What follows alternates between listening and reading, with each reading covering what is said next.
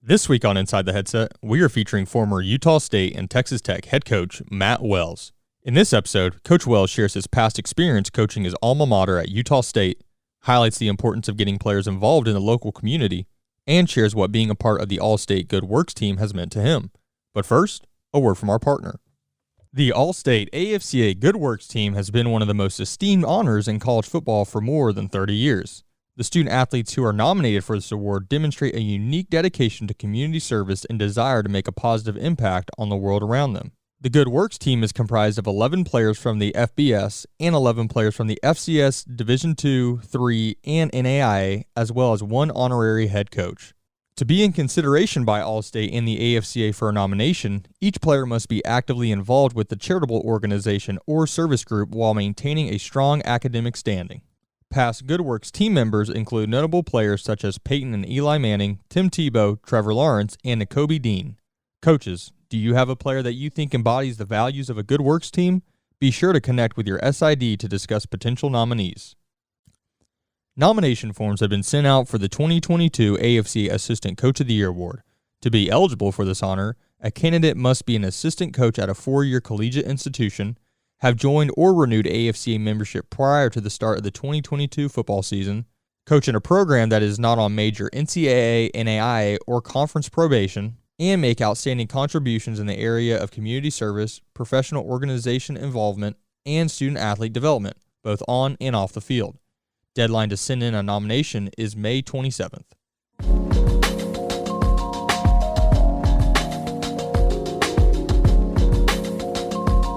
Coach Wells, thanks for joining us. How are you doing today? Good, Mario. How are you? I'm doing fantastic. Hopefully you guys had a great spring ball, and I know some of the staff's out on the road, and you guys are getting it done there in the offices. Did spring ball go well for you? Yeah, it went good.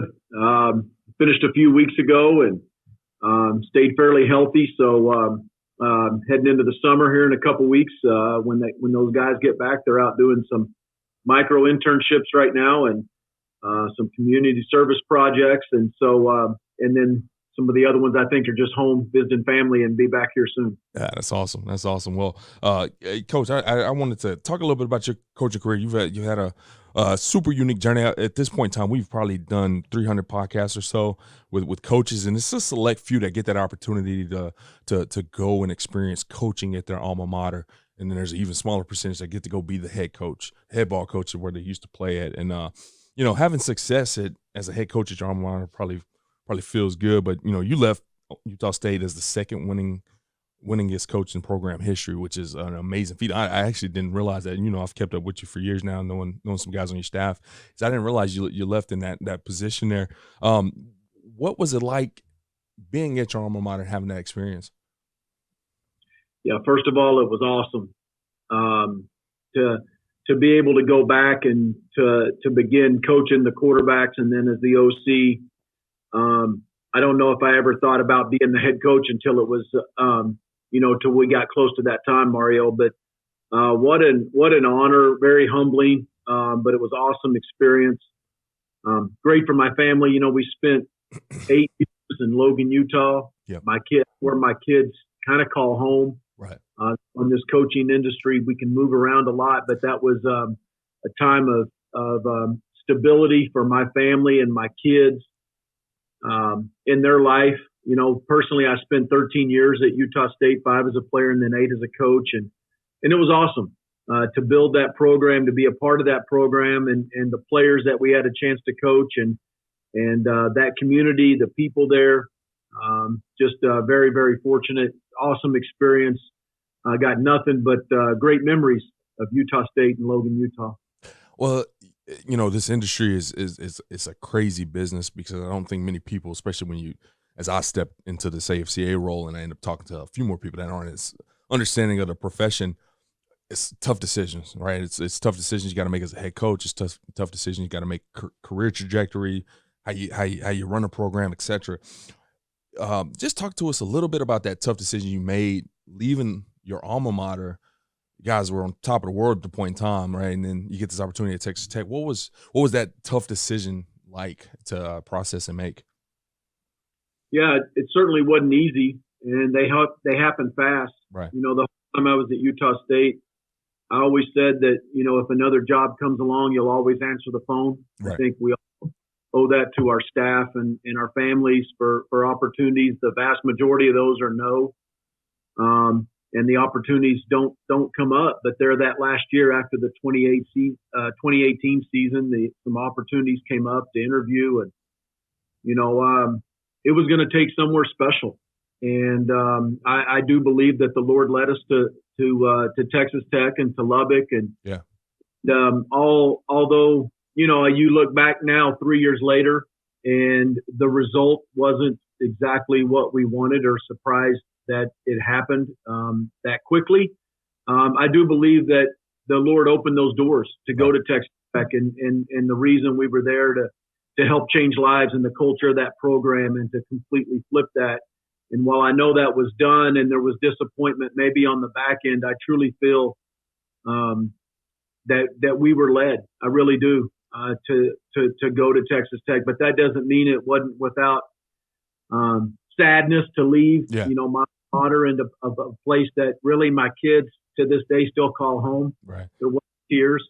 And that place is special. And it still is. A great administration. I worked for two great presidents and two great ADs, and the players that were there. We left behind a really good team. A lot of seniors coming back on that next year's team, as well as a future NFL quarterback in Jordan Love. But I felt like the Lord opened that door that we could go and make an impact at Texas Tech. And I truly believe that we did, even though the end result, from a human perspective, wasn't exactly what we wanted, nor what I wanted, to be honest with you. From a football standpoint, I do believe that we were led there for many reasons. Absolutely, Coach. Well, thanks for sharing that. Now, just to rewind back a little bit at Utah State, because I thought this was super interesting. And I didn't realize this. Once again, no one been actually pretty tight with the guy on your staff there. While you were the head coach at Utah State, you had 4 different OCs and 4 different DCs over your time there. And I'd spent a little time in mid-major football. I know when you have that success, it kind of be a revolving door with some of those assistants, taking new jobs, or even if you have to, as a head coach, got to make the tough decisions. It's just always kind of guys coming in and out. How were you able to stay on your vision for what you wanted for the program, with just new personnel coming kind of in and out, especially in those leadership roles on both sides of the ball? Right. Yeah. Certainly. It certainly wasn't ideal. No doubt. To deal with it. Especially after the first 2 years when we won 9 and we won 10, the 2013 and 2014 season, and opportunities, for the guys come along, and at a group of 5 school that there are some financial restraints at a certain level. They had opportunities to move on, and certainly the vast majority of them all moved for either coordinator jobs or to Power 5 schools where salaries were doubled and sometimes tripled. Right. And certainly very understanding. Guys came in and did a great job, and they moved on. But, I think as you end up, choosing new coaches to come in, there's certain things that you look for, and the putting the player first, coaching the person over the player. Yeah. The things that I'm going to look for those coordinators. And certainly each year is different. My involvement with the offense was a whole lot more the first few years as a play caller, and a little less as I went on. And I certainly hired accordingly, on offense. Defensively, it was guys familiar with our system, kind of stayed in the family. Yeah. But, I think the biggest thing is, and I had several assistants stay with me the duration. A few on-the-field assistants that were there the vast majority of the time. My strength coach was there the whole time. Director of ops and personnel that was with me, development. I think the biggest thing is the culture of redefining culture and resetting the culture every year of what Utah State football was going to be, who we were going to be, the kind of program, the kind of players and men more than anything that we wanted to be. And those guys that certainly stayed with me the vast majority of the time helped with that in the transition. But again, you get like-minded guys that come in those coordinator and leadership positions, and and get them ingrained in your program, and then listen from them.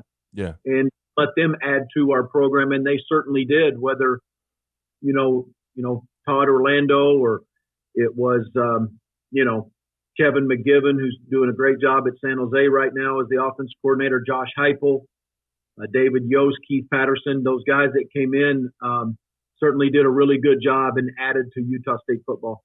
Absolutely. Well, let me ask you this part. You kind of threw this out here. I always find it super interesting. Even seeing it firsthand myself as a coach with my head coach. You said it initially. You end up the head coach. You were previously the OC though, right? You end up the head coach, but you're still heavily involved in the offense, and you just kind of slowly transition out to the point where you're not sitting in the meeting room for majority of that kind of stuff. What was that transition like for you, and how do you fight that urge to want to go in and just be involved? Because I know you had it. Yeah, certainly, Mario. The first 2 years was that kind of that going back and forth between being the coordinator and being the head coach, and really kind of learning how to be the head coach. But I hired a guy in Kevin McGivern who was awesome. Yeah. Was able to run the offensive room. When I wasn't in there, he organized, was a former coordinator at Called Plays, actually had been at Utah State as an assistant a few years before, and so very familiar with our system. But he did a great job with it. And I certainly sit in those quarterback meetings and in the vast majority of the offensive staff meetings. But just learning, I think to turn it over to him and to be heavily involved. And then when Josh got there, when Hype got there, it was kind of time to change a few things. I think, maybe some teams in the league had caught up to us a little bit. Yeah. He changed a few things as well as the signals. And so there was more. I gave Josh more. Of course, he was coming in as an experienced play caller, and I had so much respect for him, and that I think it was a very natural. So I've kind of, as you've gone on, it's what is best for your program, in the next few years for where your program currently sits has been probably the biggest thing for me to consider when hiring those coordinators. Yeah, that's awesome. One thing I do love, and probably not a huge follow-up on it, was the fact that you spend quite a bit of time in that league, and you're right. You start spending 3-4 years. Those other teams in that league, they got that sheet that says, hey, when they do this, that this call's coming out. So you do. We don't look at that stuff. Yeah, exactly right. Yeah, you all got that. Everybody has a little document of what all the teams are doing. But that's good that you able to kind of self-reflect and realize that sometimes those changes are good. Yeah. But now just talking about when you arrived at Texas Tech, you stressed the importance of building a positive, player-driven culture, within a football program, and that also applied outside the locker room. As you guys had some good seasons there, played some good football there. You once again kept up with you guys. Just been a fan of you and Coach Farmer and things like that. You guys played some good ball, but more impressively, you guys were, just totally involved in the community outreach. Why was that important to you? And you even mentioned that some of you guys are probably doing that there at OU at the moment. Why is that such an important thing for you to put that stamp on a lot of coaches you're around? I just think as you try to coach the person over the player, Mario, it's about their total development, learning how to be humble, learning how to give back to the community, to whom much is given, much is expected. And I think just giving back and what we were able to do in Lubbock, I'm so proud of, whether it was the YWCA, the food bank, South Plains Food Bank, Boys and Girls Club, Habitat for Humanity, reading to elementary school kids on Friday mornings before home games. Our ladies football clinic, which our players were involved with, gave back to CASA and Voice of Hope and some other organizations. But I think the more you give back and the more you help others, we are doing it for them. And ultimately, you end up being blessed yourself. You end up learning how maybe fortunate you are, or, learning about other people's situations, learning to care more for others than you do for yourself. And I think as coaches and as players, I think it's so important. But I just think as we got there to Lubbock and was establishing that program, that was absolutely going to be a piece of our program, is giving back to the community. And I'm proud of the guys. I'm proud of our staff for as much involvement as we had. And it kind of took off, to be honest with you, during COVID. And after COVID hit, we just, our players did a phenomenal job. I'm so proud of them. Yeah, no doubt. I mean, I think we often forget, to our players, they're just, they're just the guys we recruited. We love them. They're, they're our kids, but they're rock stars to so many people in the community, and just to encourage them to go out and give back. And with that, you and your team's effort to be so community oriented, kind of gave you the recognition of being the honorary head coach for the Allstate Good Works Team, which in my opinion is what a phenomenal opportunity and phenomenal feat. What did that mean to you, to be a part of such a, kind of a historic thing for, stuff off the field? Yeah, certainly an honor to be recognized by Allstate and the AFCA. But I was just a small part of it. We had so many players, Troy Kim, our director of player development, so many players that just constantly gave back to the community, and they were involved. And so to be a part of that and to be recognized more than anything, the Texas Tech football team and the program that year is a great honor for all of us.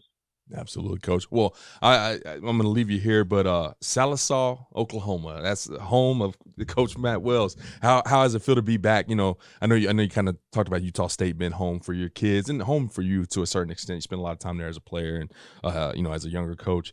How does it feel to be back to your real home, where that OU ball is just so historic there? Yeah, certainly growing up in Oklahoma, and then Mario spent 5 years here coaching at the University of Tulsa. I feel like the two home states for me are Oklahoma and Utah, right, where I spent most time. But great to be back. Very fortunate to be a part of Coach Venable's staff. He's the real deal, I'll tell you that. And what you guys see, press conferences or behind the mic or whatever, is exactly what I see every day behind closed doors. He is the real deal. He cares about the person over the player, and it's real. And the change in the culture here, the attitude, the discipline, the accountability, all the things, those are real. And it's something that, for me as a former head coach, just getting to be a small part of it here and to help out, I think more than anything, it just continues to confirm for me how you coach and why we got into it. And to see him do it at a high level is very refreshing for me. And this has been an awesome opportunity to be back in my home state, but to be a part of this program as well. Coach, I'm excited for you, excited for what the Sooners can do moving forward. Wish you guys nothing but the best throughout the rest of the spring and going into the summer, and I look forward to you guys having a fantastic fall. Hope to see you over in Charlotte in January. Thanks, Mario. Appreciate you having me on. All right. Thanks so much, Coach. Thanks for listening to this week's episode of Inside the Headset. If you heard anything on this episode that you would like to learn more information about, head over to AFCApodcast.com, where you can find every episode and all of the corresponding show notes. While you're there, take a second to rate, review, and subscribe to the podcast. If you have any questions, comments, or suggestions for the show, please let us know by sending an email to podcast@afca.com. Make sure to follow the podcast on Twitter @InsideTheHeadset and tag it when you share each episode. You can stay up to date with all things AFCA by following the @WeAreAFCA Twitter account. Every episode of Inside the Headset can also be found on your favorite audio streaming platforms such as Spotify, Apple Podcasts, and YouTube. If you are not currently a member of the AFCA, be sure to find us online at AFCA.com and apply to join over 10,000 NFL, college, and high school coaches from around the country who are striving to be the best they can be. With an AFCA membership, you gain invaluable access to the annual AFCA convention, the bi-monthly magazine, and the new and improved digital library, which contains thousands of videos and articles contributed by hundreds of current and former football coaches. You can also visit AFCAinsider.com to sign up for our free weekly email newsletter on the right-hand side of the screen. It comes out every Tuesday at lunch and is filled with great articles and stories written by many of the same coaches you hear on the podcast. It's geared to help you become a better coach tomorrow than you are today.